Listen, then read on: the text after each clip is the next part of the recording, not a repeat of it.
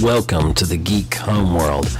I am your host, SavageTechman. We talk sci-fi, TV, movies, superheroes, and all from a geek perspective. You can find us on Blogger, Google+, Twitter, Facebook. We're everywhere. Join the Geek Homeworld.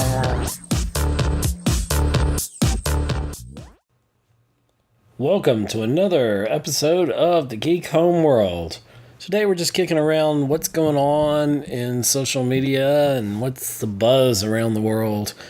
And we're going to start off talking about, here in America, presidential aliens. I'm going to give you the top pick so far, who's left in the presidential race, and nobody wants to hear about this. Gosh, we're so tired of hearing about it, aren't we?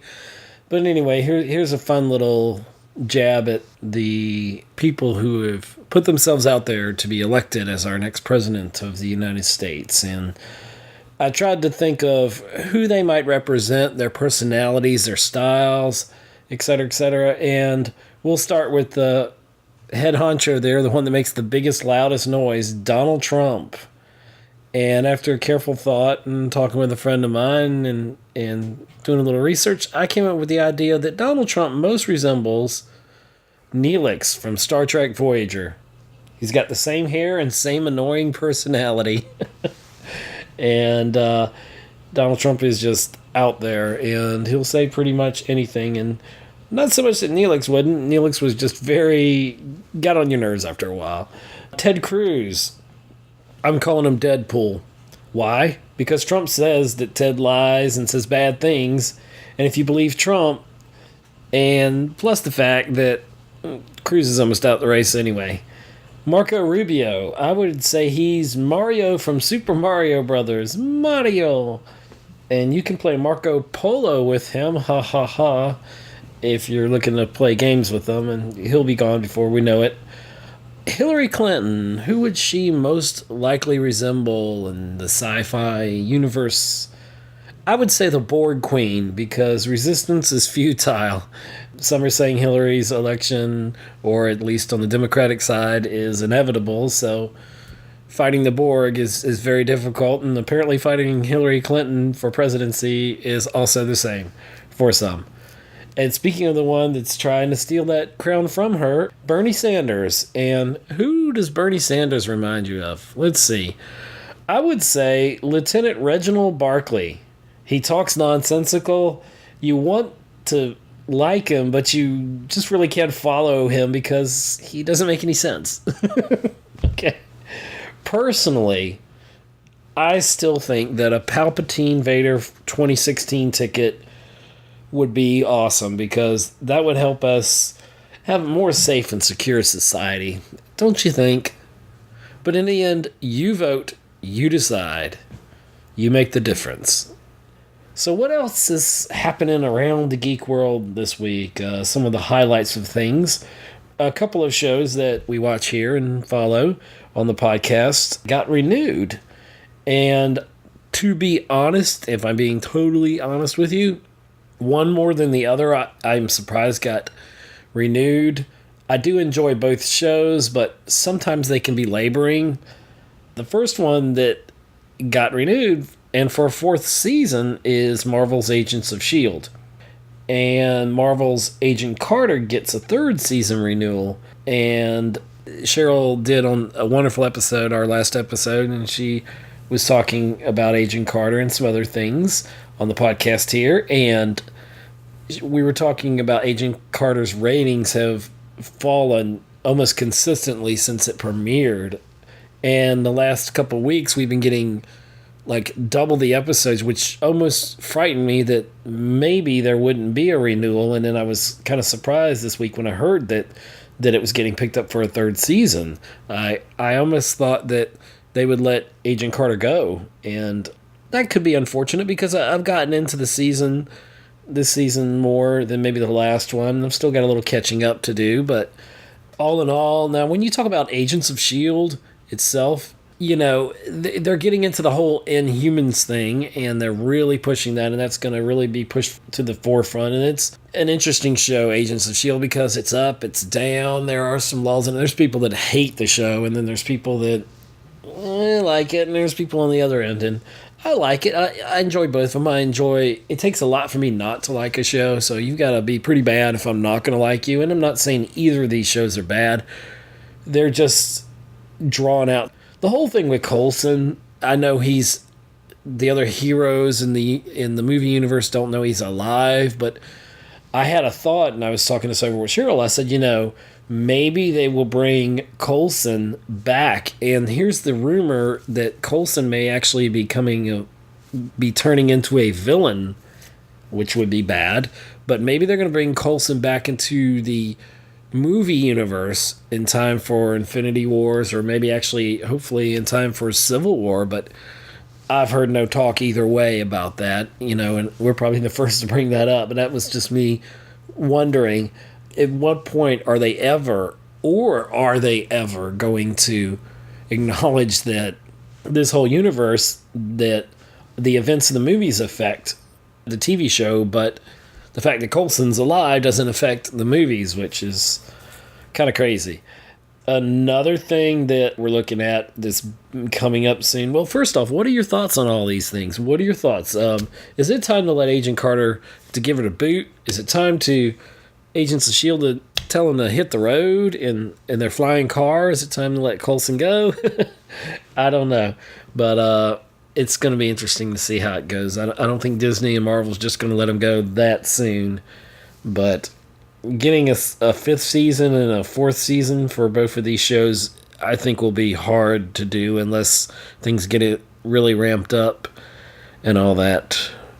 So April 1st, I'm looking forward to. On demand through Disney, you can get Star Wars The Force Awakens.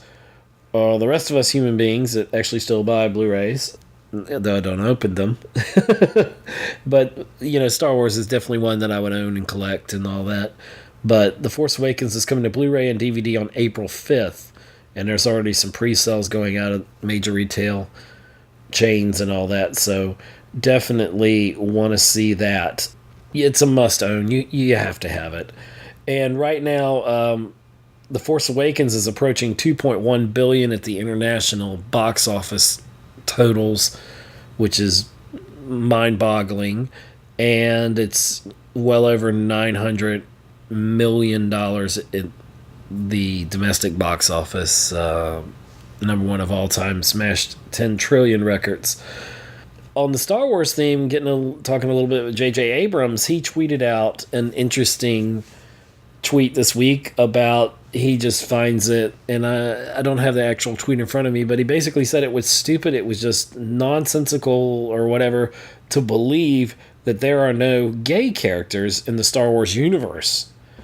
And this prompted Mark Hamill, who plays Luke Skywalker, obviously, to tweet pretty much to the effect that Luke Skywalker is whatever you, the fans, want him to be. If you want him to be gay, he's gay. If he's not gay, if he's whatever. I don't see where it makes a big difference at all, and I don't see where Luke Skywalker's sexuality would be in any play to the storyline unless they intentionally made it that way. J.J. Abrams is really, he's trying to push some of the boundaries of movie making, and, it's a more diversified field out there in movie making, so you definitely, there's nothing wrong with that. It's as long as it's good storytelling and it's a good solid story. That's all the fans really care about. We just want good solid stories that will hold up over time that we can enjoy. And that's all that really matters. All right, let's talk guilty pleasures now. And on TV, a show that I probably shouldn't like, but it's one of my guilty pleasures on TV. It's one of my favorite new shows, is called Lucifer. I know.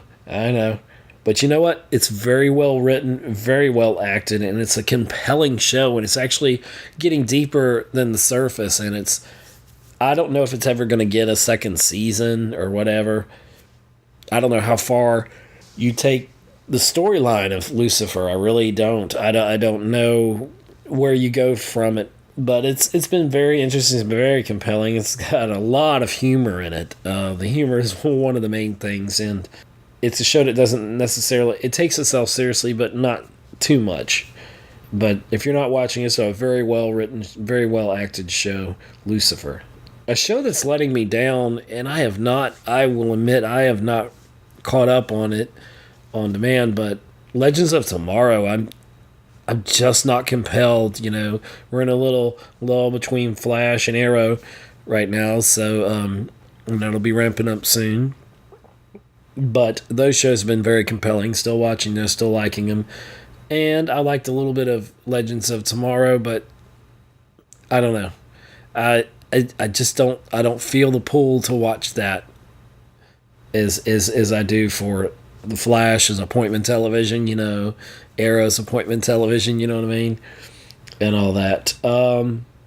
What's happening on my cell phone? Let's see. A guilty pleasure there. A game I've been playing is SimCity Build It. I've always liked the simulation games, along with fighter games and different things like that. But on my cell phone, I've just, in between, been playing SimCity Build It. And the interesting concept in this is that the happiness percentage, or I just gave it away there, the percentage of how well your city's doing is determined by the happiness of your Sims.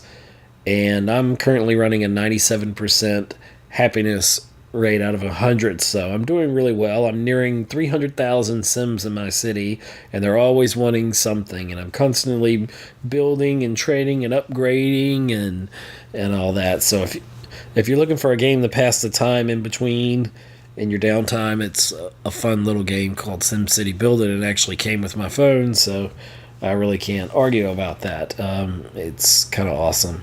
What's coming up later this month? Something I'm really, really looking forward to. Superman versus Batman: Dawn of Justice, coming later this month. I cannot wait. Projections are for about $140 million opening, and this week tickets went on sale, and they keep putting out, the final trailer, the TV trailer, another trailer, and all that. And it just looks so very interesting, and I've been waiting for this movie.